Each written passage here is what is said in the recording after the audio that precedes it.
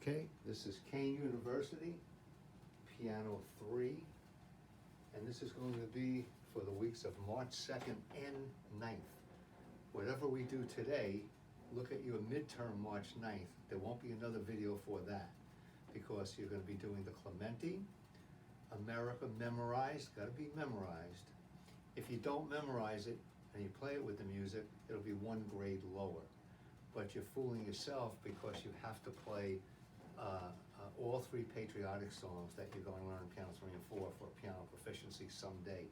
So you'd be very foolish not to learn America memorized. And then D flat, E flat, F sharp scales arpeggios chords. Not a big midterm at all. But we start to fly after this. You'll also see it says March 23rd test on Clementi.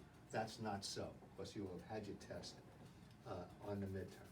So that wasn't right. We'll be starting a new piece. I'll let you know. Actually, there is something new. I'll show you then. But in the meantime, just focus on this. So we've done America. We've done the Clementi.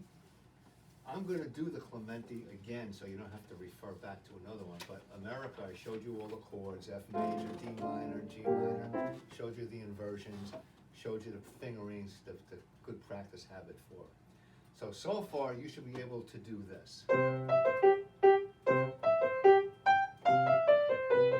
I'll slow it down. This is a good tempo for you. You see that counterpoint?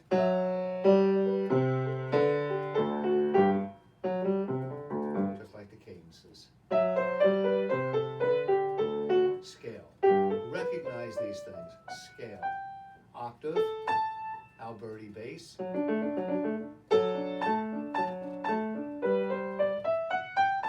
So that was A. This is B. This is C. This is D. That's E. So this has gone from A, B, C, D, E, hidden. It's buried in there. So here's the last line. Scales, pattern scales, and arpeggio. So that's the first page.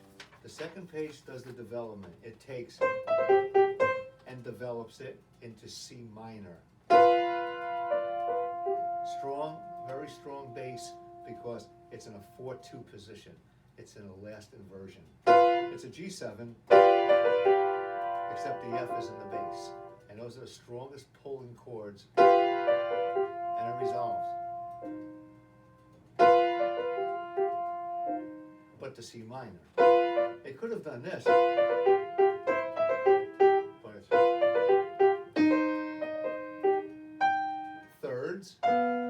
thirds, scale, pedal point.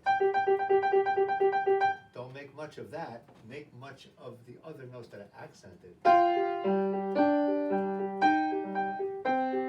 So here. You don't want to. That's not what it's about.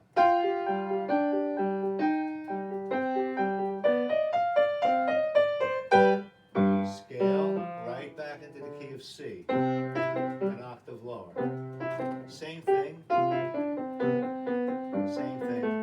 But now, this is called inversion, where the composer is tired of doing it. So he does it backwards. Very common. So I'm on the second line of the recapitulation. Thirds. These are all thirds. Use 1-3, 2-4, 1-3, 2-4. You could use any fingering. You could use your nose, it'll work. But get these fingerings so you learn piano technique. C scale. Now the first time you heard this, it was in G. But now it's in C. Same stuff, same thing. Arpeggio, scale, scale, scale, pattern.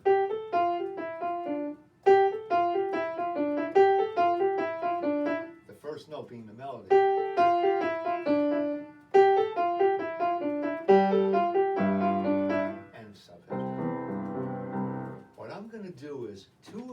about playing the second movement. I'm going to play it if you don't want to, and you certainly do not have to, but they're playing it. You need a pedal. You have to have a pedal. And to contrast, always the first movement is usually fast. The second movement is usually contrasting slow. So now instead of this, now you have this. So sweet.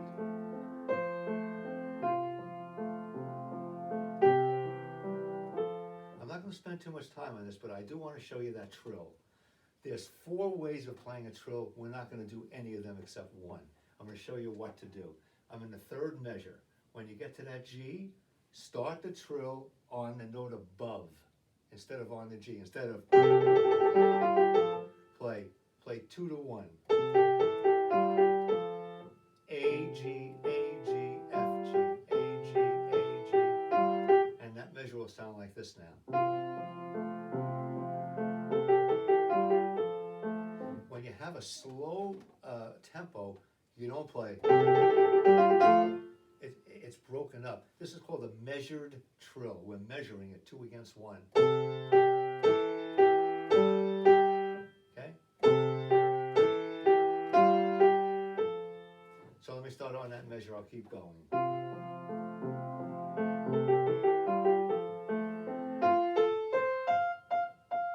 If we ever get back into class, I'll explain it better.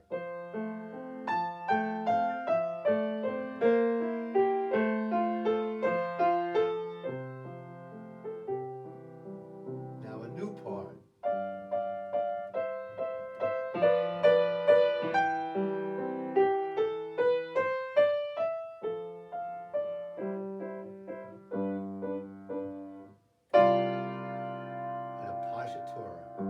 You had it in theory class. When you skip from that B by a leap to a D, making it dissonant, and then a resolution. So that measure sounds like this. You always accent and then back off to resolution. A development.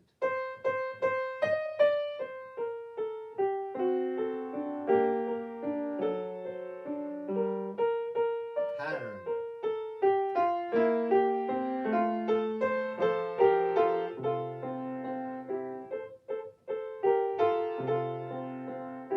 And you know just what's coming.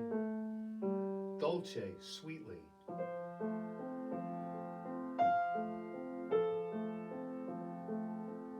listen. The unexpected. That's what makes great composers. Of course, you were expecting what you heard. Plus that E flat is telling you we're going to B flat.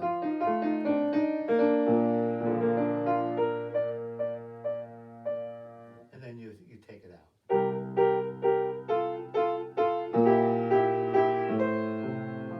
Scale, scale, chord, and here's that trill.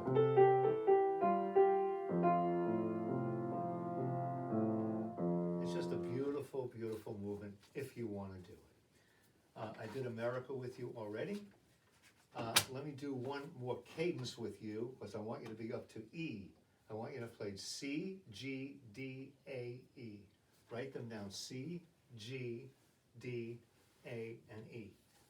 Now we're going to do E on the scale sheet cadences. I'm on the next to the bottom system. You'll see 4 sharps. Excuse me, not the next, a third from the bottom. E major, E major. By now, you should feel this. Up, back, down, back. You should feel that. Your fingers should do it. Even if you don't look at it, you should be close. You can make mistakes, but you should be close. And you pedal them. Pedaling is a great thing, because look, my hands are off the keys, and I can get to the next chord. Otherwise, it's... right? So the pedaling is important, if you have a pedal. So it's an E major, A major is 4, E major is 1, B7. D sharp, F sharp, A, B, D sharp, F sharp, and back to E. Then of course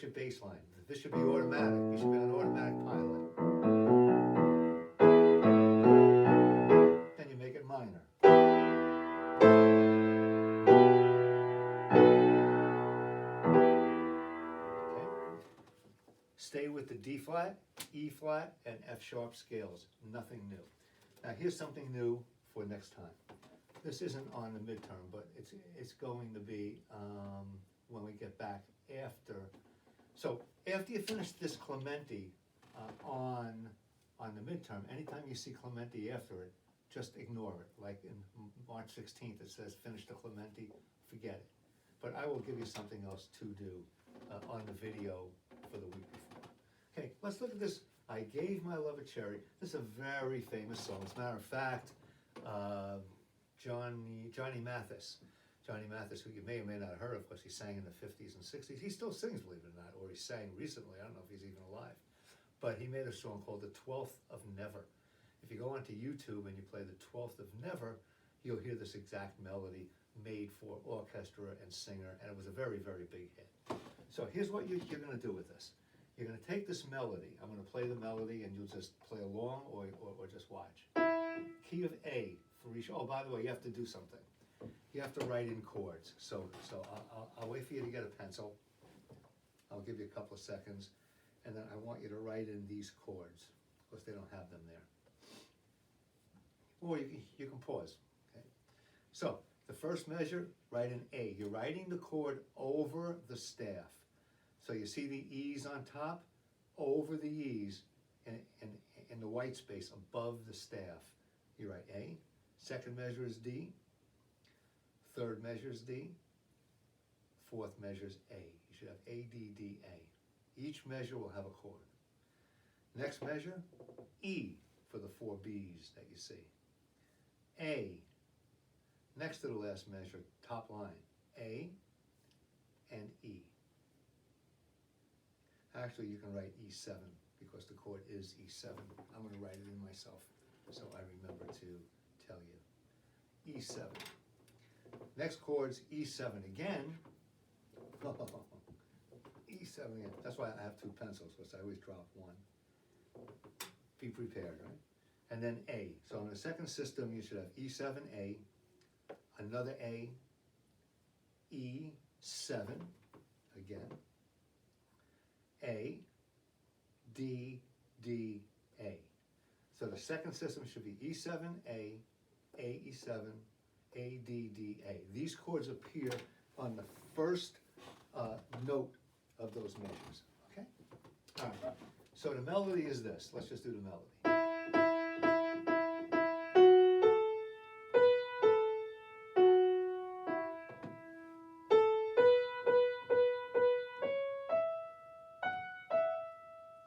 Learn this melody because you're going to hum this melody.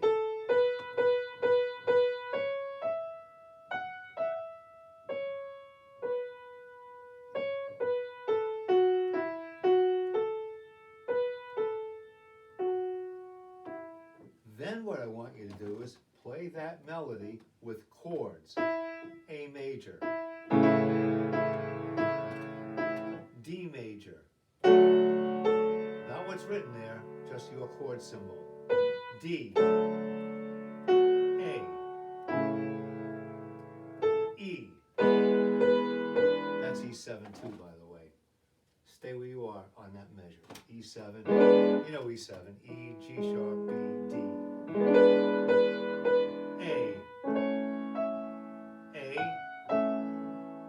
E7, E7, A, E7, A, D. This will be a plagal cadence, 4, 1. So at this point, you've played the melody by itself, you've played it with the chords, and you're starting to get your ear tuned into ba, ba, ba, ba, ba, ba.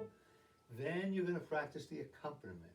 The accompaniment simply has the bass note of the root of the chord. So A, then D, then D, then A, then E, then A, then very easy. 4 chords. A, A, A. Now the right hand, instead of playing a chord, you're going to break it up.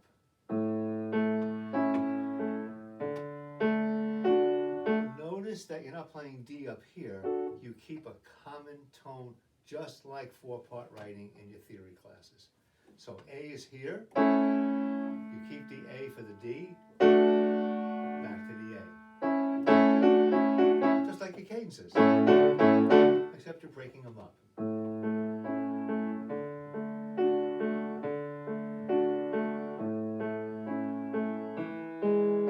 Here's your E7. Without the B, but you're singing the B. It says 2-2. You can play it in 4-4. 1, 2, 3, 4, 1, or 1 and 2 and. Doesn't matter, as long as you're getting a little bit of a movement to it. And then you're going to sing it. Bum, bum, bum, bum,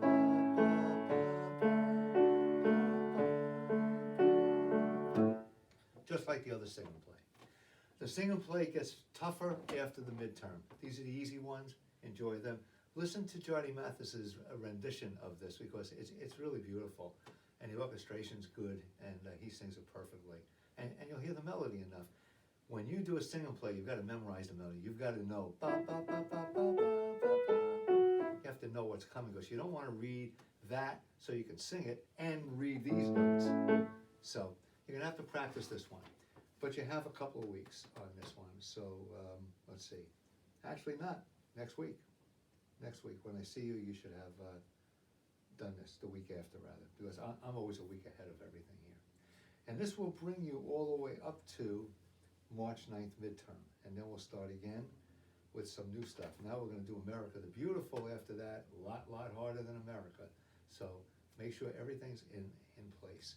We're gonna do new Frackenpole. We're going to do a new piece of music that I'll announce, not the Clementi, so you'll have an easy week going into March 16th. And that's it. Have a good week.